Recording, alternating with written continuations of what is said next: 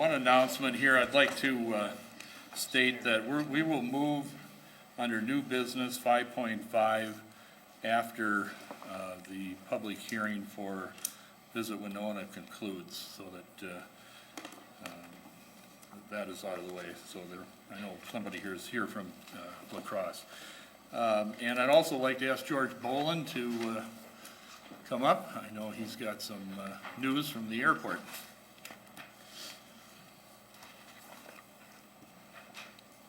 Good evening, Mayor and council members. I'd like to have Keith Nelson come up here, because this has got something to do with him. All right? Keith, you're in trouble, so just so you know that, I'll be the first to tell you.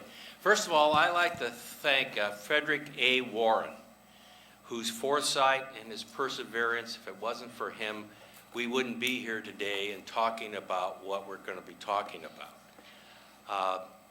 Every year, the Minnesota Department of Transportation awards a key airport project. That means all the airports that had work done on them that is 5,000 feet or greater, they look at the outcome of that job. And I had the opportunity to go to the Minnesota Asphalt Association annual meeting in which MnDOT presented an award. And this award came to Winona, Minnesota. And I want to talk a little bit about it. This project at the airport was about $12.5 million. And it was supported by some of you here at the council originally, way back with Jerry Miller was the mayor. That's when we started thinking about this stuff. And then you came along and we got all the funding and everything lined up and we got the award. At the time we got the award, it was a 90-10 match. And you had the foresight to go out and bond that 10%. We worked closely with the district office of the FAA, with Andrew and Sandy. They came in and helped. We worked with MnDOT on this project. And those people up there, Sandy, Harris Baker, and Harris did a great job for us. He got additional funding for a whole bunch of projects. The FAA would not, example, would not fund a taxiway greater than 35 feet. Well, some of the airplanes that come into Winona, Minnesota in the wintertime, 35 feet, you're going to go off into the coulees, and we're going to have a whole lot of problems on the taxiway. But he did a great job. And that additional was 100% from the state.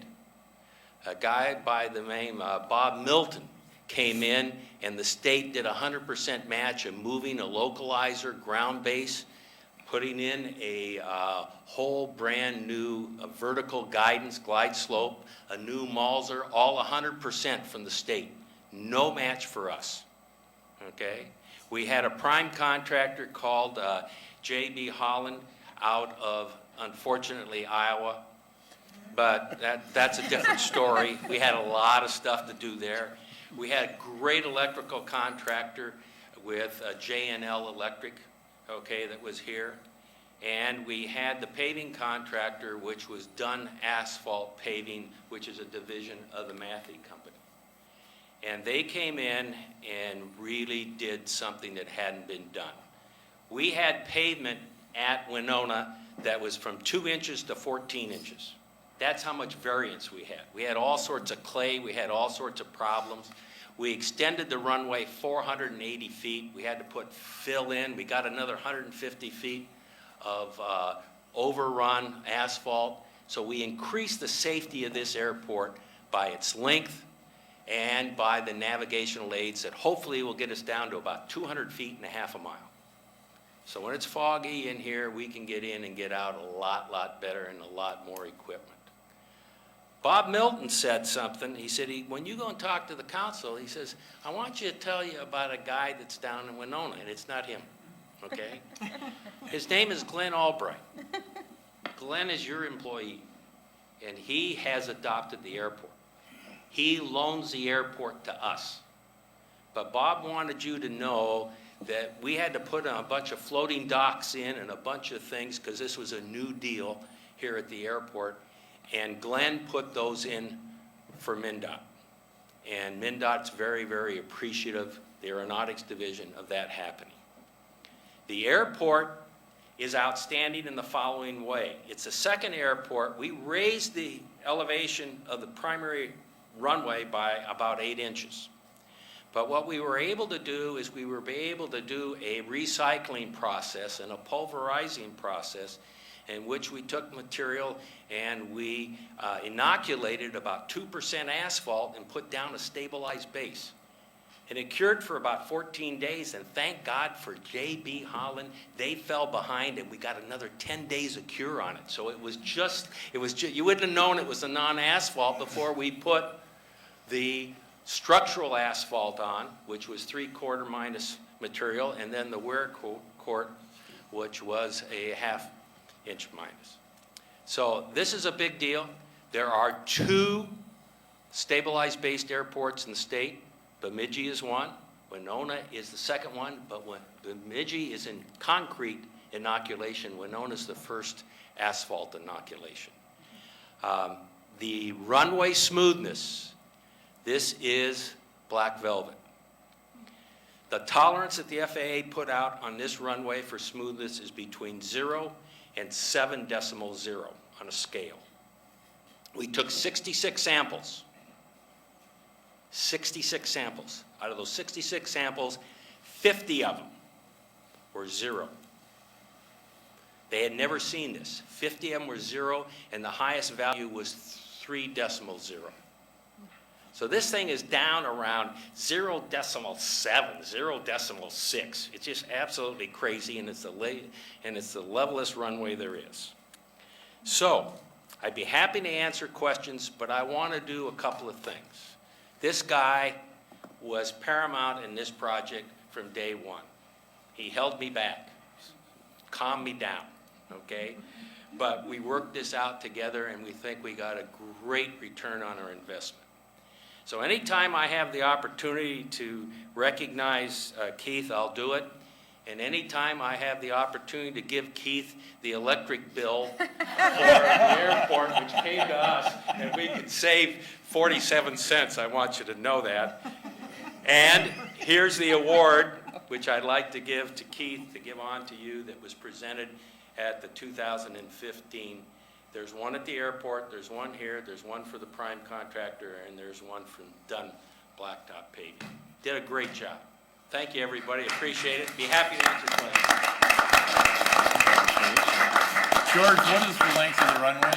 What? What is the length of the runway? The length of the runway now is 5,676 feet. It was 5199.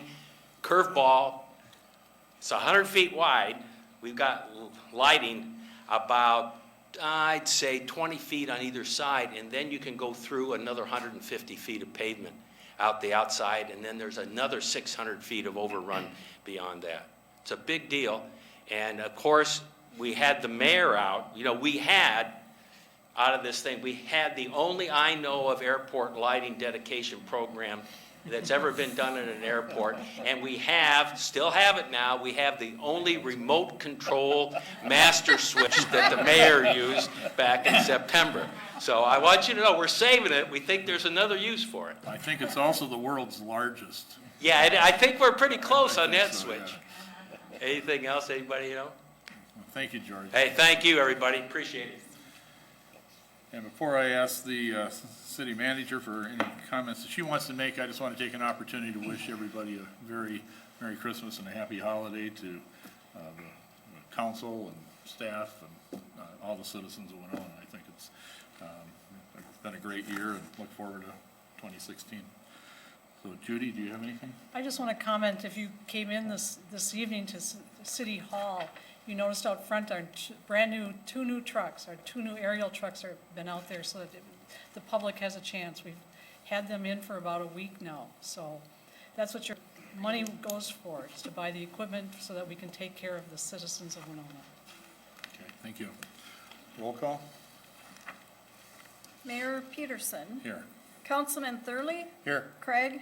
Here. Alexander. Here. Iden. Here. Borzakowski. Here. Double. Here.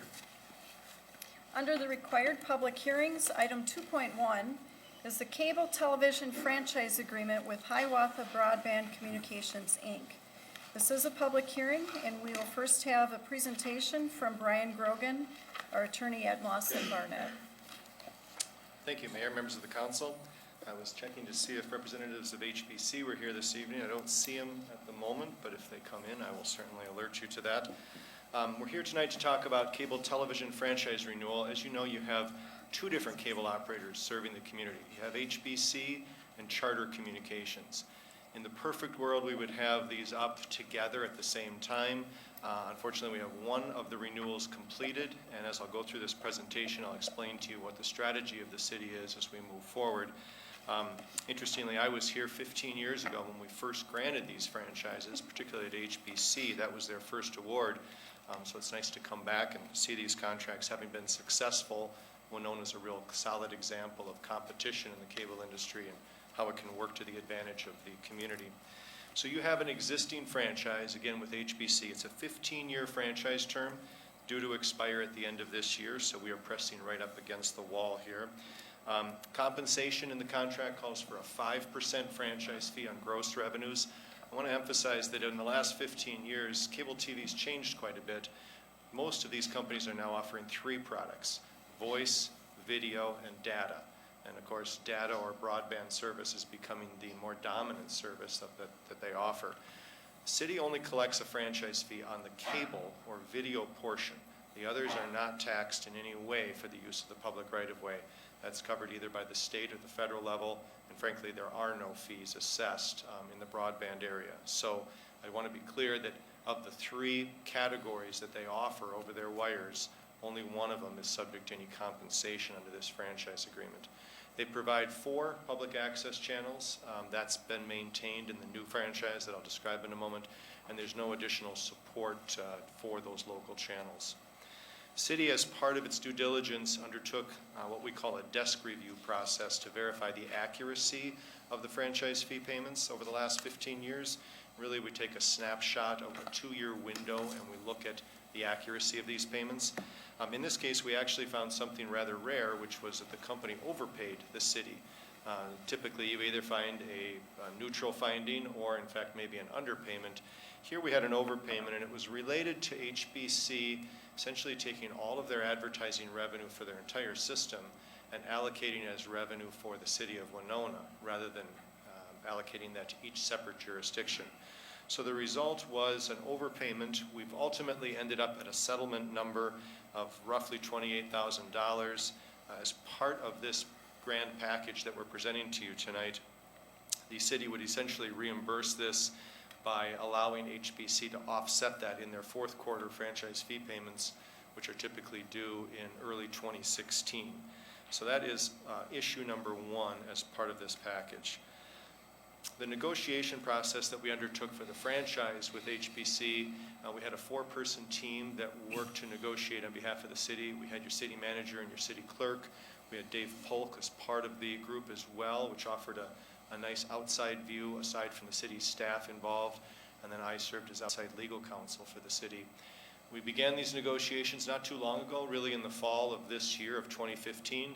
And fortunately, we were able to finish off these negotiations just a couple of weeks ago, and the document that you have in front of you this evening is a result of those negotiations. So the new contract, it's a 10-year franchise term instead of a 15-year. There is some changes in the industry going on. Many of you probably are aware that the millennial generation is largely getting their cable TV over the internet these days. They're not buying cable TV the way they used to. So a shorter term seemed appropriate. Why not shorter still? Partially because we don't want to do this renewal every few years. We'd like it to be in place for a period of reasonable length so we don't have to go through the effort of this franchise renewal. 10 years seemed to be the happy medium between the parties. Continue with the 5% franchise fee that's in your existing contract. We have a very strong definition of what gross revenues will include, really maximizing what the law allows us to assess a fee on. Bundled services is something we addressed here. This is the concept that if I'm a consumer and I pay $150 for voice, video, and data services, the question is, what portion of that is subject to the franchise fee? We now have some contractual clarification on that issue, so we make certain that the city is getting allocated the appropriate amount so that the fees are accurately paid. Fees are paid quarterly, and we have actually a fairly detailed worksheet that HBC has used in the past that we've now put into the contract to codify it going forward. $15,000 security fund that the company will provide in the event of a default or a breach under this contract, and they'll offer or continue to offer free service to schools and public buildings. We have very strong customer service standards in the contract. Continuation of the 4 public access channels with a requirement that one of those channels be migrated to HD or high definition capability within 1 year's time. So 2017 feels like 2 years from now, but of course it's going to be 2016 in a week, so that's actually just a year from now that we'll be able to trigger an HD channel, most likely use it for the city's main channel, and try to keep pace with what folks are expecting to see on their home television sets. HBC has graciously offered to continue to provide public access on behalf of the city. There's an opener within the contract regarding a discussion point if we have a different outcome in the charter negotiations that would allow us to reassess that public access component. We have a new PEG fee support component of an additional 1% of the gross. That money would be tied strictly to capital purchases of the city. So not for operational expenses such as staff, but rather capital purchases used for equipment, facilities, those kinds of items, trying to make sure that the quality of the programming is maintained. I have the final slide here says questions, but I guess what I'd like to cover briefly is to indicate we have really 4 issues then before the council, and I know that some of these we're not going to take up tonight because of a multiple reading requirement, but we have 2 extension resolutions. We can't get this franchise with HBC done, effective, and signed by December 31st of this year. So we have a very short-term 30-day extension resolution that gives us just 30 days to get the documents signed and sealed, assuming the council finds them to be acceptable and approves them. That would be issue 1. Issue 2 is we don't yet have a deal done with charter, but we hope to be moving forward on that rapidly in early 2016. We've put before the council a 6-month extension of the existing charter franchise to give staff sufficient time. We're hoping that the fact that we now have HBC completed, that process will go rather smoothly. Third item is the settlement agreement that I described earlier that allows HBC to provide an offset against their 4th quarter payments, the result of the city's desk review that was completed.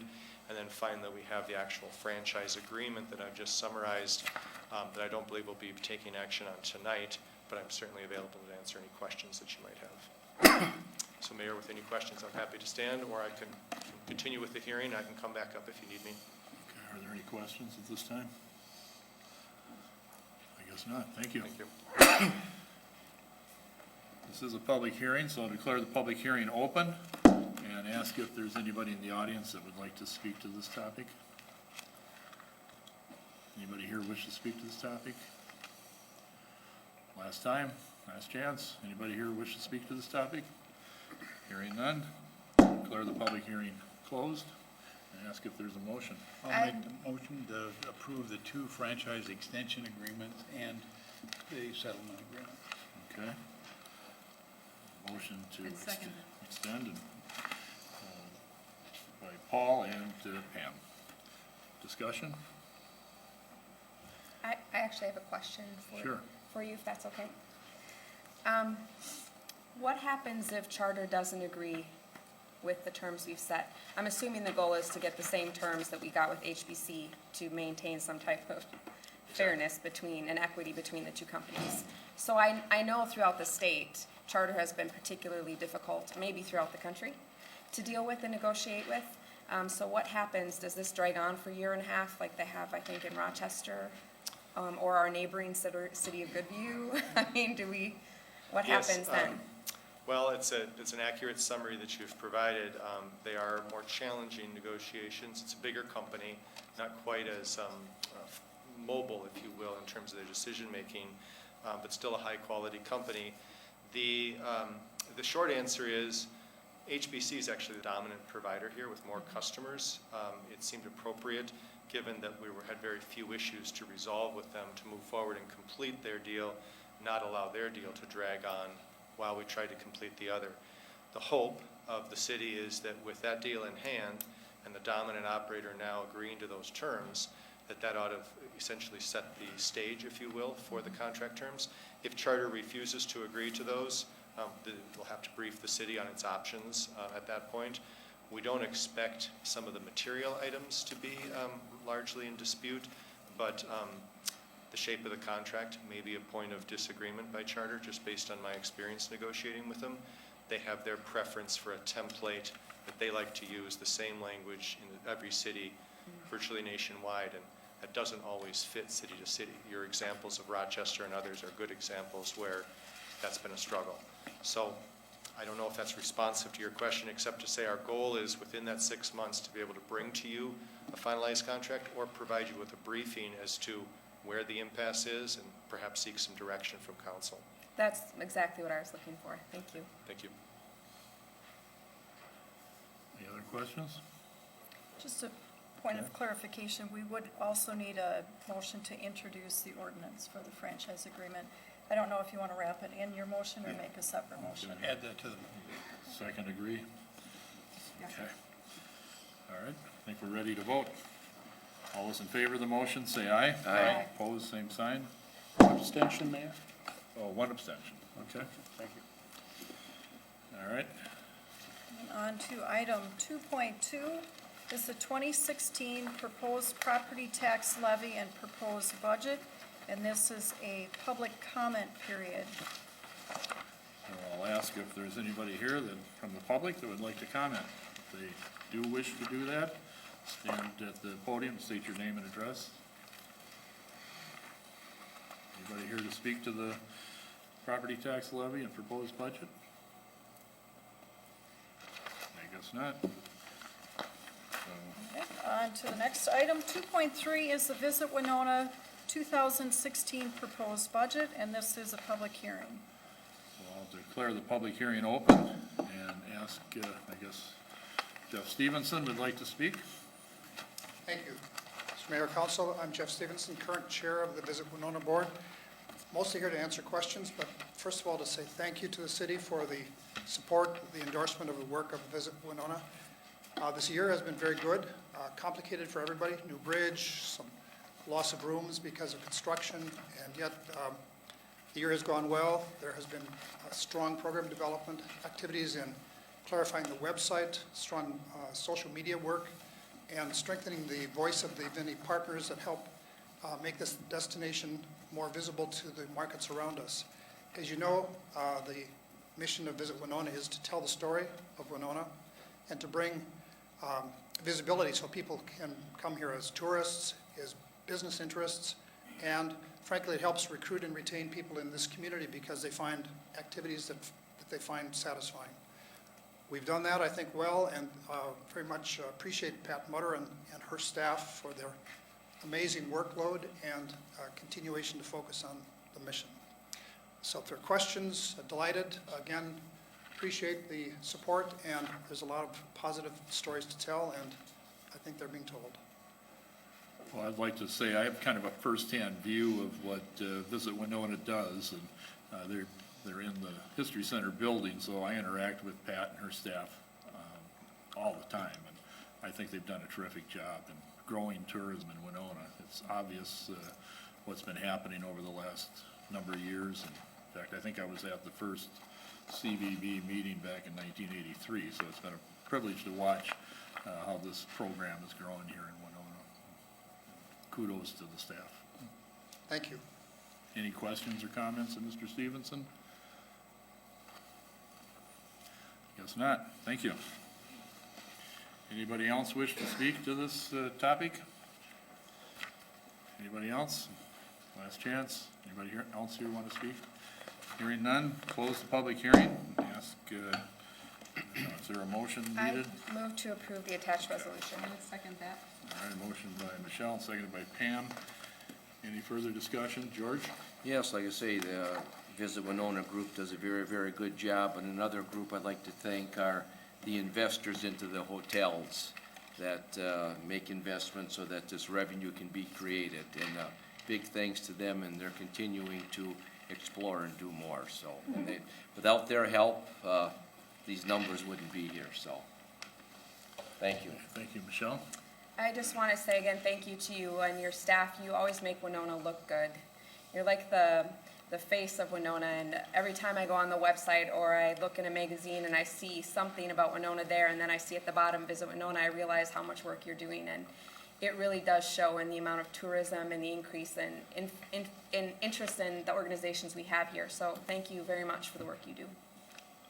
I really like how you've embraced social media too, and how, what an impact that's had on attracting tourists too.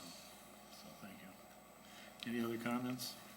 Hearing none, we'll vote. All those in favor of the motion, say aye. Aye. Opposed, same sign. Motion carries. Then we will move to new business, item 5.5, the Visit Winona Consultant Service Contract. Okay, we have a contract between the city and Visit Winona to consider here tonight. I guess I'd make a motion to approve the attached resolution authorizing the mayor and city clerk to sign. Second. You know what that's about. Okay, any discussion about the contract? Hearing none, we'll vote. All those in favor, say aye. Aye. Opposed, same sign. Very good, thank you.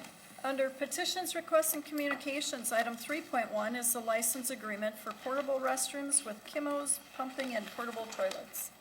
Move to approve the license agreement. Second.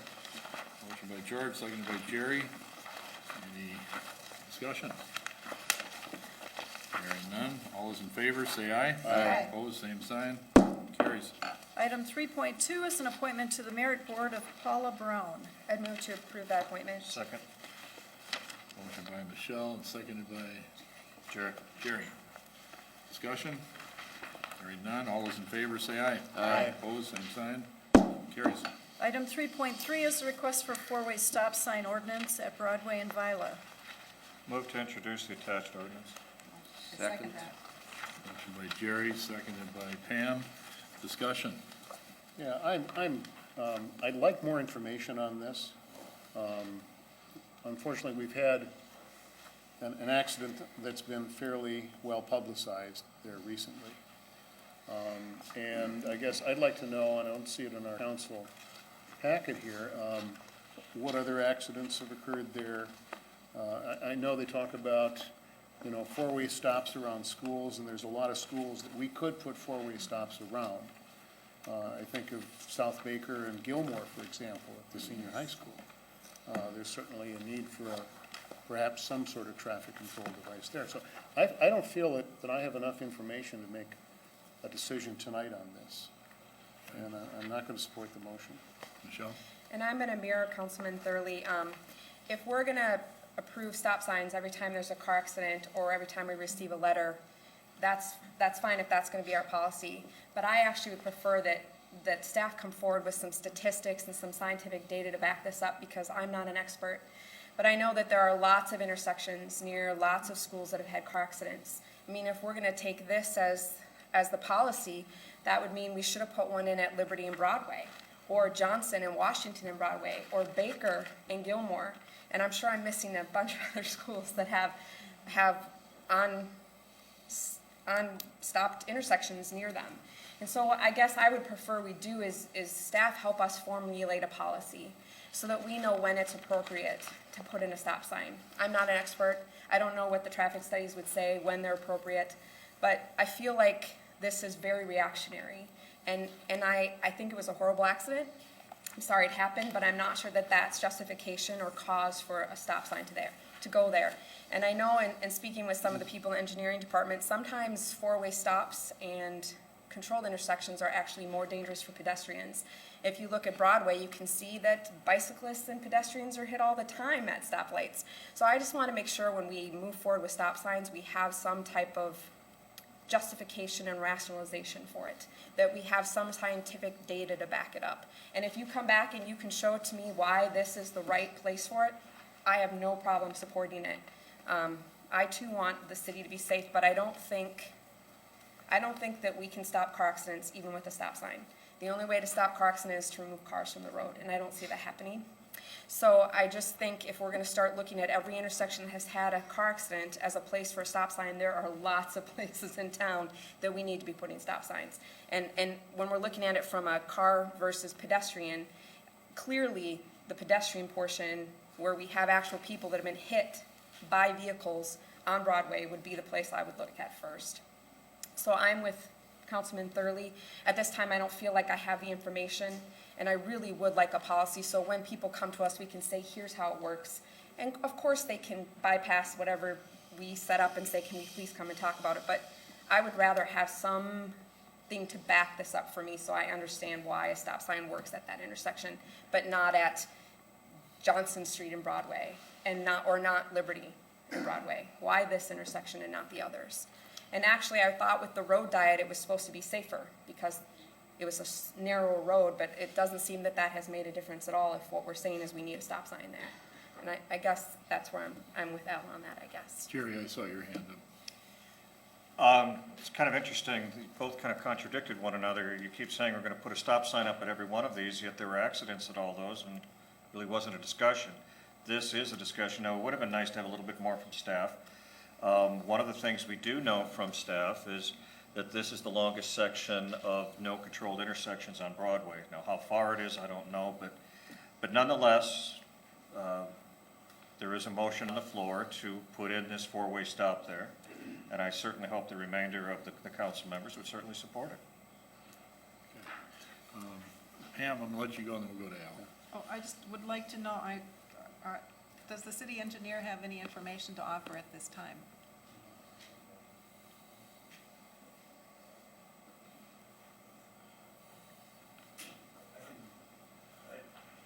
I didn't bring the information with me, but I think at the last council meeting, I kind of summarized the accidents that we've had there, and 5 or 6, and 2 of those within the last 2 years, and 2 of those were on one particular day when it was an ice storm. So, and that's, as far as accidents, that's all we have in our records. And the latest accident, well, we don't have all of the reconstruction information back to give us a definite speed. That was very obvious. That was the cause of that one. An individual that just decided to drive for whatever reason, was driving at a very high rate of speed. So, any questions? Are these the 5 or 6 accidents you're referring to? Are these vehicle on vehicle or vehicle on pedestrian, or what? There How would you was, characterize if, that? now I'm going just off memory, I believe there was one car pulled out from a stop sign, 2 that involved sliding on the ice, a bicycle car accident with minor injuries. That one was reported to us a couple days later. And the other one, if I'm recalling right, was a left turn, rear end type accident. And all were, with the exception of the most recent one and the bicycle accident, they were property damage accidents. Okay, so there are all kinds of different things going on. It's not all the same kind of accident. Right. And is this the longest stretch on Broadway that has no controlled intersections? Is that, I believe so. Yeah. thank you. Yep. Thank you, Chief. All right. Al? Yeah, I just gonna say that, well, it's sort of longest stretch, depending on whether a train is going by on Broadway. But, you know, to me, it's, I don't think stop signs would have stopped that accident more than likely, I don't know. But what other things can the city do? We've done at other intersections, for example, we've removed parking stalls to create greater visibility, which, as you say, there was an accident where someone pulled out in front. Maybe that visibility improvement would help drivers see other traffic coming on Broadway one way or another, I guess. You know, I'm willing to try doing that, or improving lighting if that's determined to be an issue from the engineering standpoint, rather than just plopping in four-way stops. I think there's gonna be there's gonna be a learning curve at that intersection, just as there was at Johnson and Second Street. You know, when those four-way stops, or the stop on Second Street went in. Many cars were going through there because of, just habits that people have, they don't have to stop there, and they just don't see the stop sign. And that's obviously their responsibility. But, I'd still like to have more information. I'm still not supporting the motion at this time. Paul? Well, I will be supporting the motion. I think that, I agree with the comments that have been made about the fact that when these requests come, that we need to have some additional data. But I think that in light of what I've seen since we've had the radar signs up and the number of times where I've enjoyed just parking on Broadway and watching to see how many times the overspeed limit light beeps on, it's a clear indicator to me that we have a speed problem on Broadway. And if there's any way that until, other than narrowing Broadway down, that if this slows the traffic down, so be it. And that's my position. Okay. Other comments? Well, I will support this motion also in light of the history of accidents and its proximity to a school. It sounds like it's certainly within current policy, Winona policy.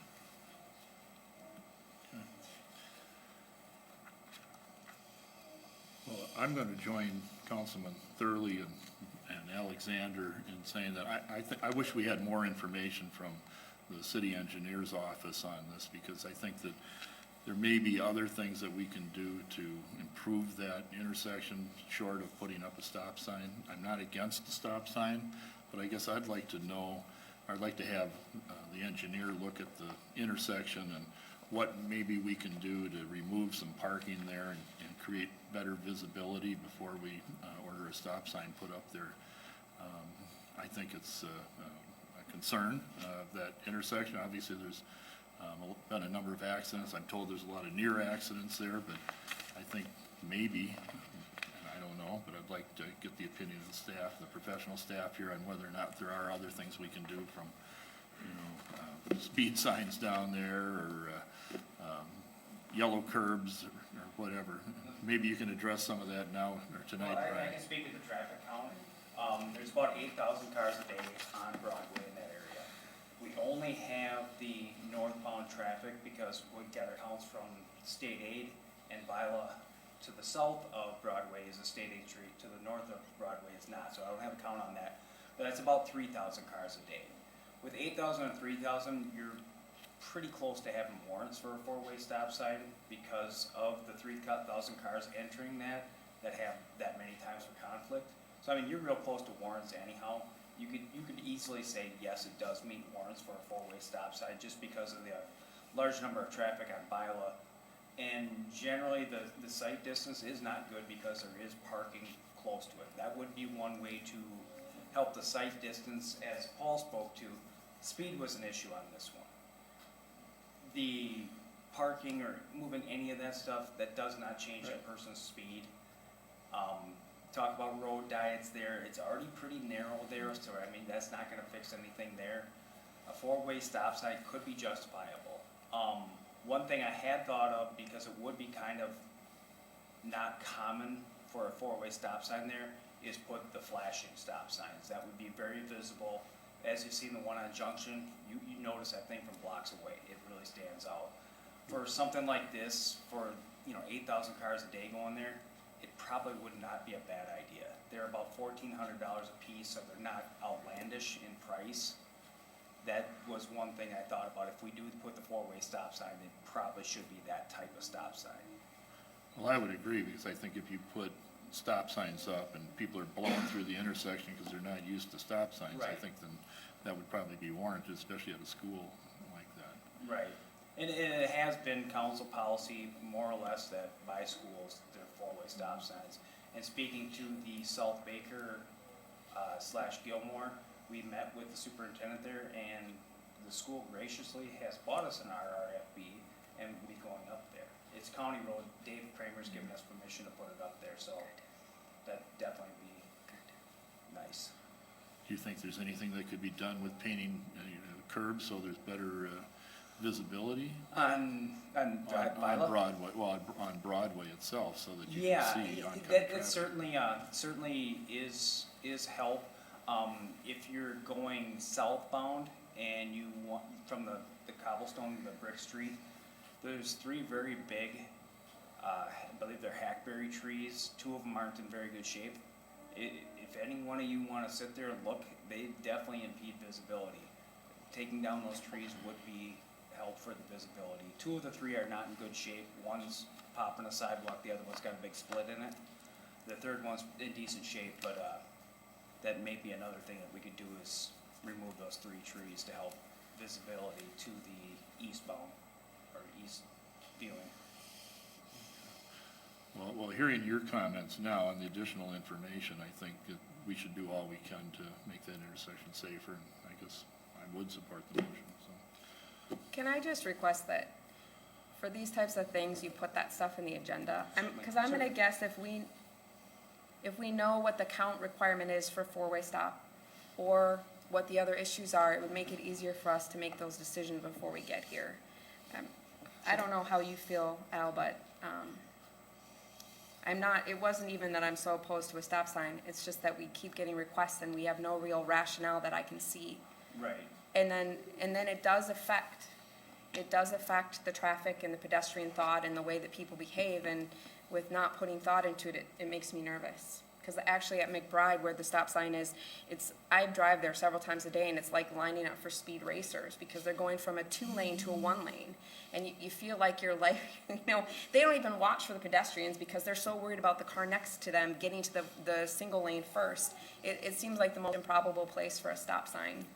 I'm sure there was some rationale for it at the time, but that's what I'm afraid of, is that we'll just pop it into place and we'll create a situation we hadn't intended without rationale for why we're putting them in, is where I was coming from. Certainly.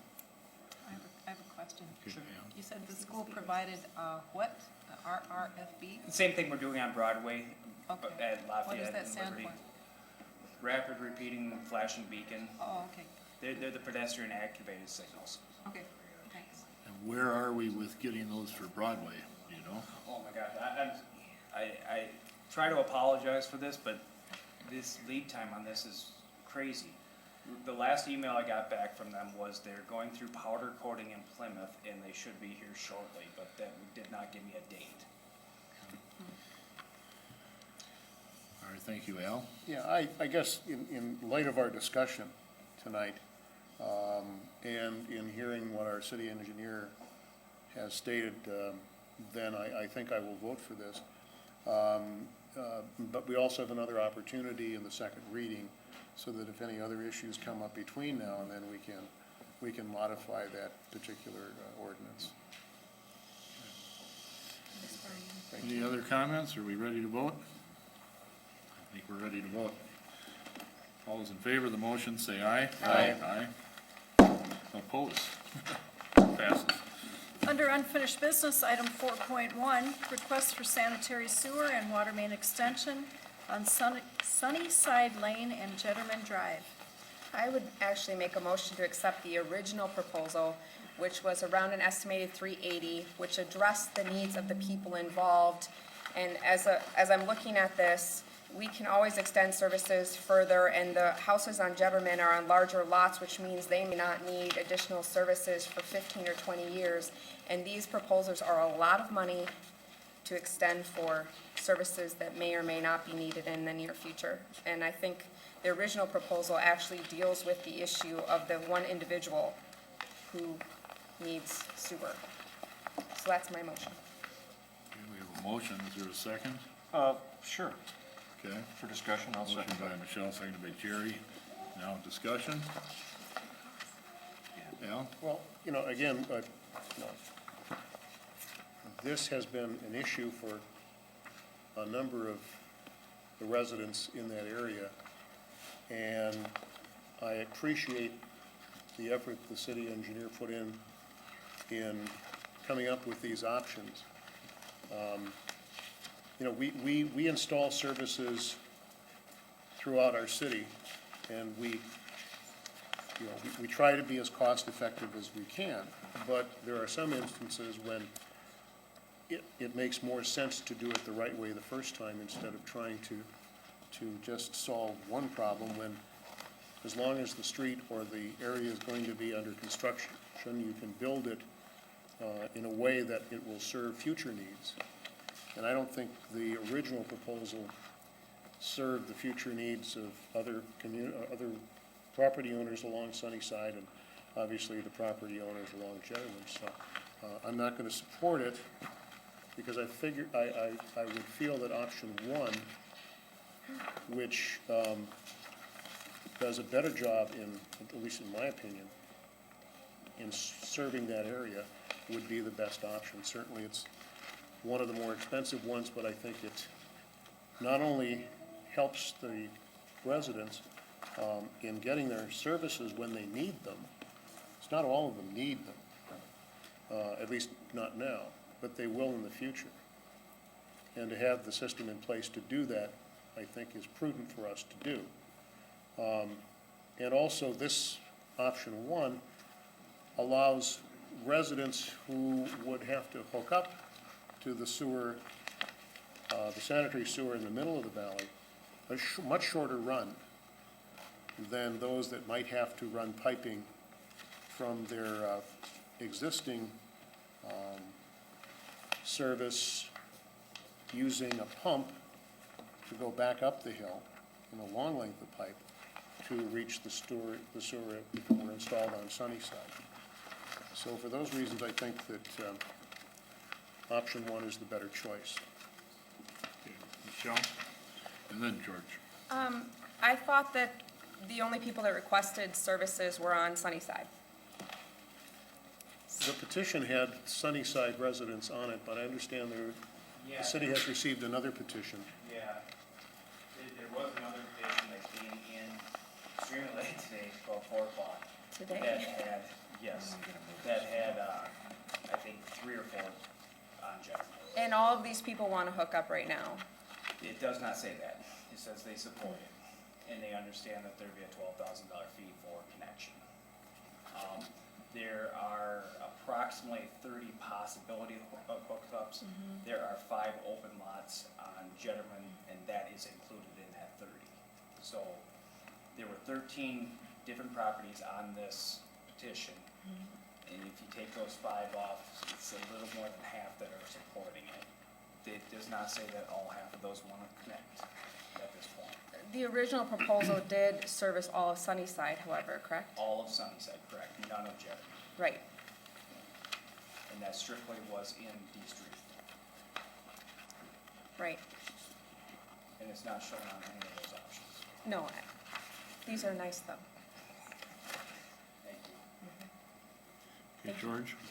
Yeah, help me out here. Now, we have 4 options in front of us. Yep. Now, which one of these options was the option that we were talking about at the last meeting? Which one was it? None. None of them. There's none of these here, okay. So could you just take a few moments and go through these options with us so we all kind of know what we're all talking about here? We can start, obviously in order, start with option 1. More or less, the sewer is on, you guys probably cannot see that very well. It is on Country Drive right now. There is a manhole with the sewer extended in this area. And on Sunnyside, there's a sewer extended a couple 100 feet up to serve this lot here. So this would take the sewer through the valley to extend sewer up to the road on both of Jennerman and Sunnyside Lane. The caution I would have is we do not have an easement for any of that. It is strictly a drainage easement, which does not allow us to put sanitary sewer or water or anything in there other than drainage type utilities. We would have to acquire those easements, and we would hope that they'd be cooperative. If they're not cooperative, it might kill the project. So that's option 1. Option 2 is very similar. What I did different on this one is I ran sewer up the valley and also sewer individually up each street. Not a whole lot different between 1 and 2 other than I ran the sewer up property lines on one, and I did not do that on two. So the sewer in the street on option two would only serve the high side residents, and the sewer in the valley would serve the low side residents. And what about the homes in the middle? The sewer in the valley would serve those. Okay. Option three and option four are more or less the same exact thing. The only difference is how I got the sewer onto Jetterman. On option three, I extended the sewer from Country Drive through the drainage easement that we do not have a utility easement for, and then up the, street for Jetterman. And option four, I keep it in the street because that's technically the only place we have the right to run that sewer at this point. But they're very similar in cost, very similar in design. Did that pretty well explain it, or, I know I'm pointing at something that you can't see from here, so I apologize for that. What is the estimated cost of the option that is in the motion? 380. Was the number, okay. What is, that's three, thank you, 380, and then what's, minus the easement, what is it? There is no easements for that. So that's just 380. Yes. And, may I? Yes, go ahead. My question is whether it's 380 or these 1.2 millions. Well, after the easement, well, with the easement cost, yes. The easement costs are in there. Yeah. In there. And they're estimated. So this is close to, rounded at, let's just be honest, rounded at 1.5. Where's that money coming from? Sewer and water utilities, but that's quite an expense. Yeah. Say we have the 30 homes at 12,000 apiece, and simple math says we're not paying. Not even close. But we're making an assumption that that many homes will sign on. If you Anytime in the near figure full future. build out that all connects, that's your best possible option is 30 homes. Because we don't force people to hook up, so it could be that some of these homes on Jetterman would never need to because their size of their lot would allow them to put in a new septic system. The downhill residents have a fair amount of land, the uphill residents are pretty tight. Well, That'd be my guess is that the downhill would have an opportunity, the uphill ones would not have a whole lot of opportunity. That's without knowing their property. of course. Can I continue on? If we went along with the motion, which had been the request from last week, or 2 weeks ago, would any of that work have to be redone later on if it extended? Not at all. That's just like phase one of a, Yeah. okay. This would not preclude or prohibit Jetterman from being done at all. But basically, it would be like first phase. Be the first phase. Okay. Other comments? George? Yeah, just trying to think back to, the township days, which started, all this with the faltering of sewer systems. Now, if I have land where I can expand my sewer system, and there's also access to city sewer, would they still allow me to, if this is the state or the county or the city, whoever, would they still allow me to extend my sewer system, or would I need to hook to the city extension? From what I understand, and I'm not an expert on what the county requires, but from what I understand, if you have the property availability to do it, you can upgrade your sewer system. You can fix your sewer system. I do not think if you have the availability to city water or sewer, that you can put a new system in.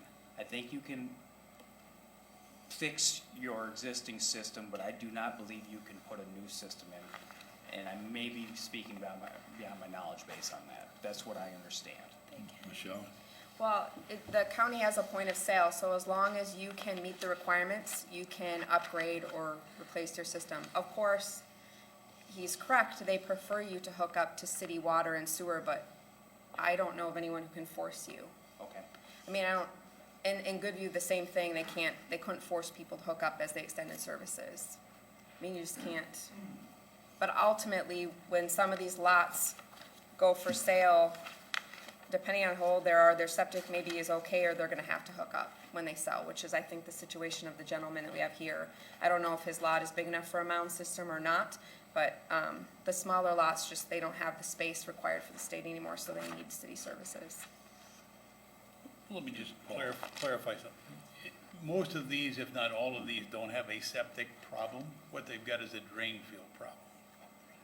And the septic tanks basically will last forever and ever, but drain fields are where the problem, if you have clay and you have tight soil or you have lack of land space, it's the ability to get rid of the affluent that comes out of the septic tank, not the crud that goes in the septic tank. And so that's, you know, just so people understand that what we're dealing with is the wastewater that comes out of the septic tank, which is, you know, needs to be treated, but it's because of the soil conditions that they cannot treat. They cannot use a conventional or a mound system to get rid of the affluent out of the septic tank. But it's not the problem with the septic tanks. Yeah, unless there's a crack in the tank, Yeah. you're 100% correct. And out there is a very heavy clay that has a low perk rate. And you're dealing with liquid. Yes. In the memo here, it's mentioned that there's a significant issue with placing the sanitary sewer in a large drainage way.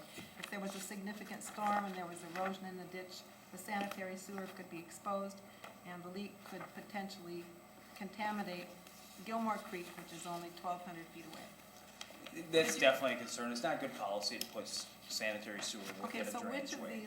which of these put Gilmore Creek, make One and that two. most plausible? One and two? Option 1 and 2. I mean, Okay. that being said, you know, you design sewer for 100 years plus. There's a good chance within that area, there's gonna be a 100-year storm and a 100-year period. If there's a 100-year storm, I'll be honest with you, that creek's got bigger issues than that little bit of sanitary sewer. There's so much sediment that came down there.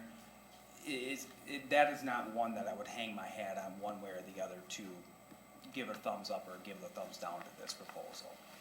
It is definitely an issue. It's not something that you would do on purpose as a general policy, but it is not that big of a risk in considering what would happen during a 100-year storm in that valley. Okay, well, I have to say that, last time, at the last meeting, we heard from many people who live in these valleys, and I found it was very educational to hear, you know, different points of view and different facts came out. And I almost need to revisit that whole conversation. I'd like to look it up or understand more about what people were saying about the rocky soil and the long history of proposed projects in this area. That with the Gilmore Creek issue, I feel like I don't really know which would be the best. And to be presented with 4 options here, I'm not an engineer, and that's how I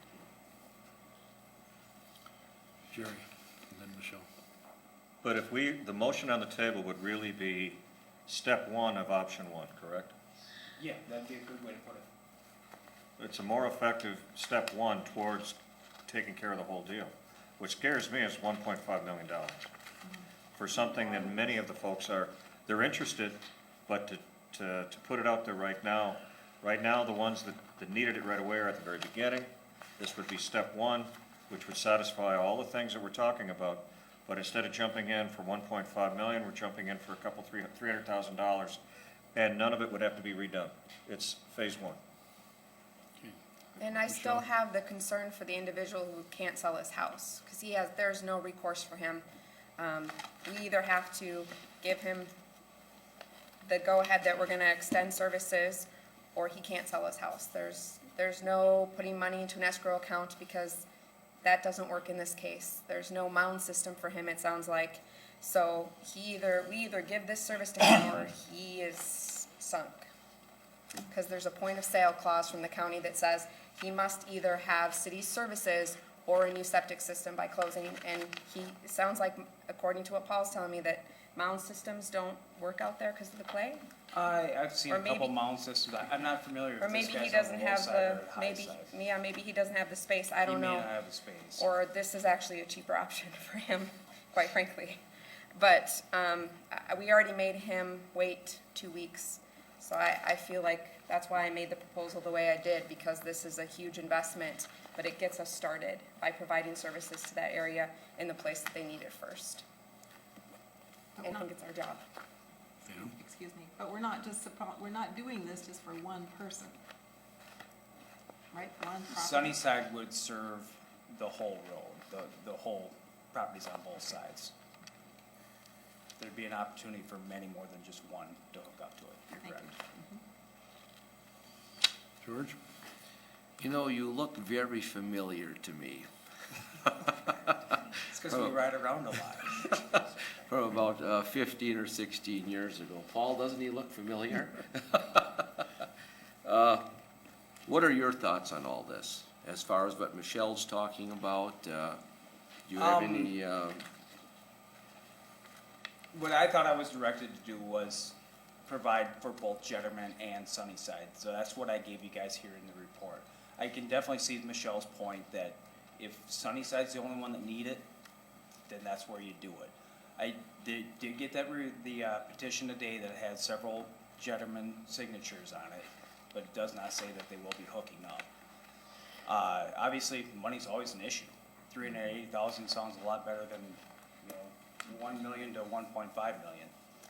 That's your most direct route to serve the direct need right in front of you. That's maybe the best option. and it's 12,000, that's the access fee now?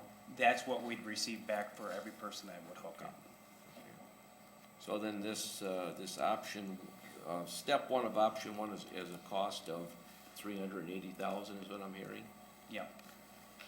Okay. Which will take care of 20, About 20 houses or 20 lots Okay, let's vote. with no easements, correct? There would not be any easements with the first phase.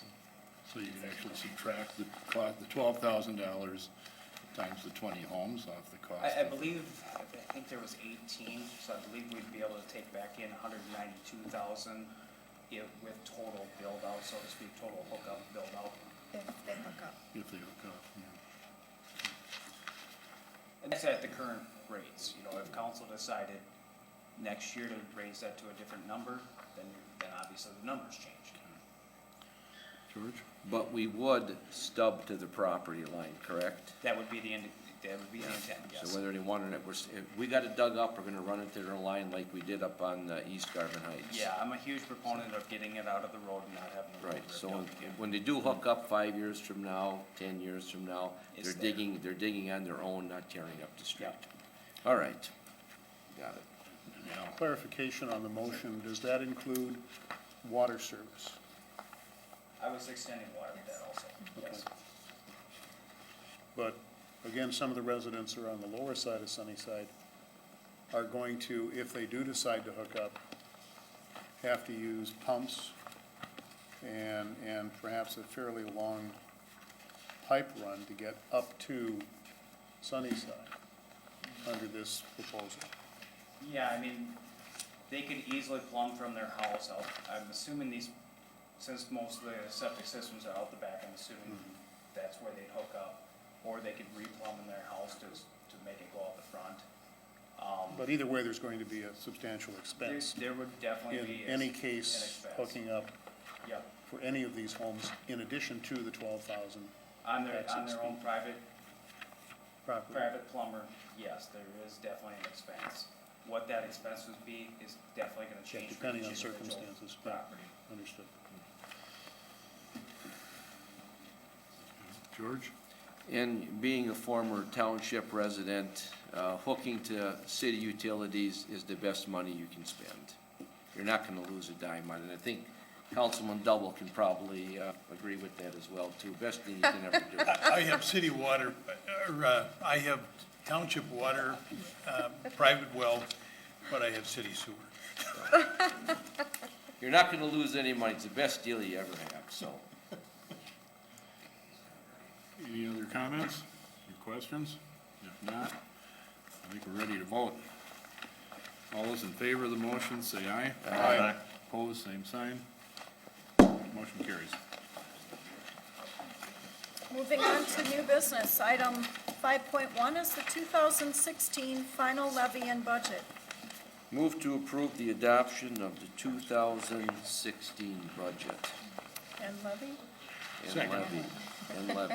Motion by George, seconded by Paul. Discussion? Hearing none. All those in favor say aye. Aye. Opposed, same sign. Motion carries. Item 5.2 is the resolution for government accounting standards, and there are 3 resolutions. Do you need them separately? Okay, then I'd move to adopt the 3 resolutions as suggested in our council packet. Do you want me to? Oh, okay, great. Motion by Michelle, seconded by Jerry. Discussion? Seeing none, we'll vote. All those in favor say aye. Aye. Opposed, same sign. Carries. Item 5.3 is the renewal for the property and liability insurance for 2016, excluding workers' compensation. I did also distribute the backup that shows the 2015 and 2016 comparisons for each type of those premiums.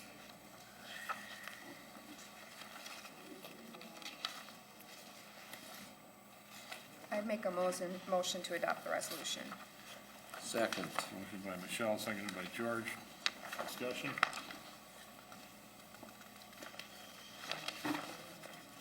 Hearing none, we'll vote. All those in favor say aye. Aye. Opposed, same sign. Carries.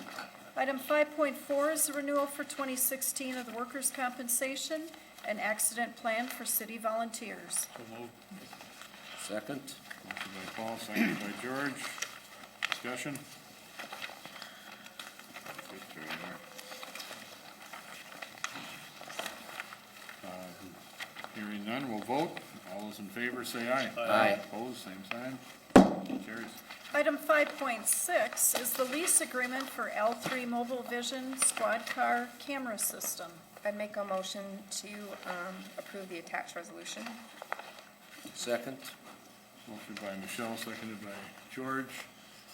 Chief, do you want to say anything about this?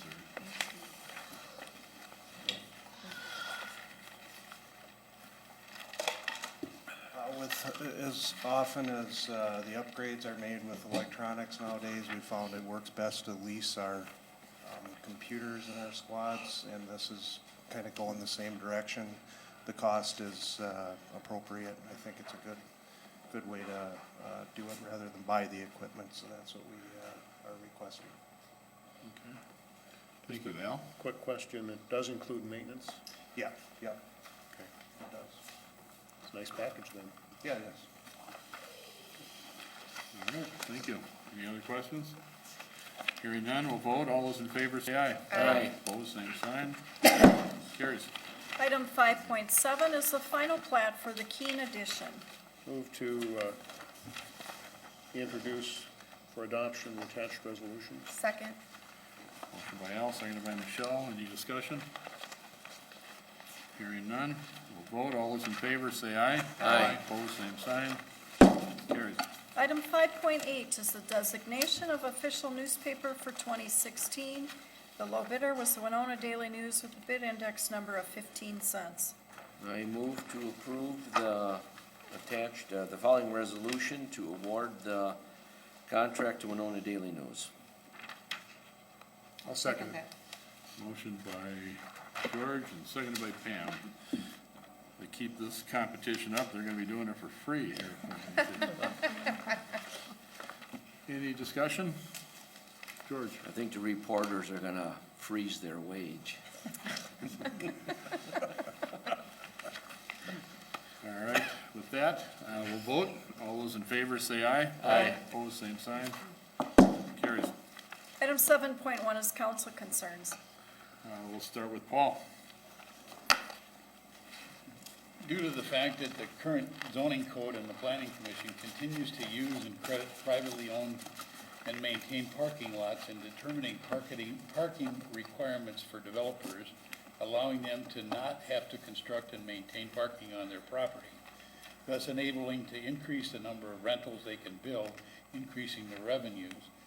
Therefore, I would like the council to consider either enable private parking lot owners to be exempted from property taxes on their lots, and that the maintenance, including seal coating, striping, snow removal, be provided at no cost to them by the city, or that the city initiate a permit for overnight fee for parking in all city lots so as to provide some type of equity for taxpayers who are saddled with the cost while others are getting a free ride.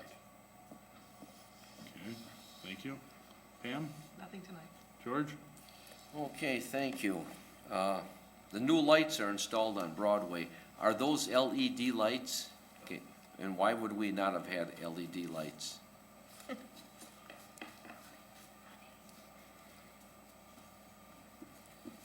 Those went from 150 watt to 250 watt high pressure sodium. The Excel Energy is in the process of getting permission from the state agency to do LED lights throughout the community. They will turn into LED in the future, but it'll be over a number of years. But this was they can't put up the LEDs at this point. Okay, now, as far as the cost goes, did the city have some expense in that too, or is that all Excel Energy? That's all Excel Energy, although our rate goes up, but it goes up a small amount. Okay, and I will say, it definitely lights up the intersections. It's very, and I'd like to see more of it light up our town, so very good. I'd like to congratulate Walt Cordes and Jim Reed on their retirements from the City of Winona Street Department. Both had outstanding service for many years, so congratulations to both of those gentlemen as they continue on. So, and also congratulations to a friend of the whole community's, Debbie Greenwood, on her retirement from the Winona Daily News, or Lee Enterprises now, but we all know Winona Daily News, and she's volunteered countless hours within our community and the church she belongs to, and wish her and her husband Al a very good and long retirement.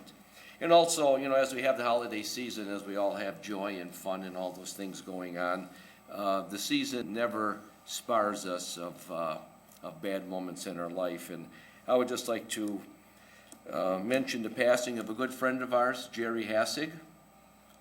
Jerry is certainly, for those of us that know him, which is almost the whole community, a very wonderful and kind man. I believe he was in the startup, or helped start up the Neighborhood Watch group here in the Second Ward. He loved his family dearly. He loved the class of 1967. Al, as you and I know, he loved the class of 60s. Not us, but people in our lives, our wives. And Jerry was always out to organize, always planning, very, very helpful. He was a very, very strong supporter of Winona State basketball and football. A game didn't go on unless if Jerry was there. So to his wife, Pat, their son, Kevin, sympathy on the passing of this very, very, like I say, wonderful and kind man. Thank you, and Merry Christmas, Happy New Year to everyone. Michelle? I'm just gonna take a little, I'm gonna put on the George hat for a second and wish my father a happy birthday. He sits on the Goodview City Council, and I think it's rare that he would have a birthday on the same day that I have a council meeting. But I promised him that I would not forget to mention him at tonight's meeting. He's getting younger every year, just like you, Paul. He's like rosy of face and healthy looking. And then Merry Christmas and Happy New Year, and I know all of us are looking forward to doing this again next year. Jerry? Speak for yourself, but parts of it, Merry Christmas and Happy New Year. Al? And I concur with Councilperson Borzakowski on passing of Jerry Hessig. Really just a genuinely nice guy and good for the community, and sympathy to his wife Pat and son Kevin and their family. And just an extension to everyone's good wishes for a Merry Christmas and a Happy New Year. That's it. Under the consent agenda, there are 4 items: approval of the minutes from December 7th, final adoption of an ordinance for a stop sign on Chatfield at 3rd, an ordinance for no parking on a portion of Beer Street, and an ordinance to update the stormwater management regulations, and approval of a summary ordinance for that stormwater regulations. So move to approve the consent agenda. Motion by Al, seconded by Pam. Any discussion? All those in favor say aye. Aye. Opposed, same sign. Passes. Mayor, I move we adjourn. Second. Motion by George and seconded by Michelle. All those in favor, say aye. Aye. Opposed? We're adjourned. Hey.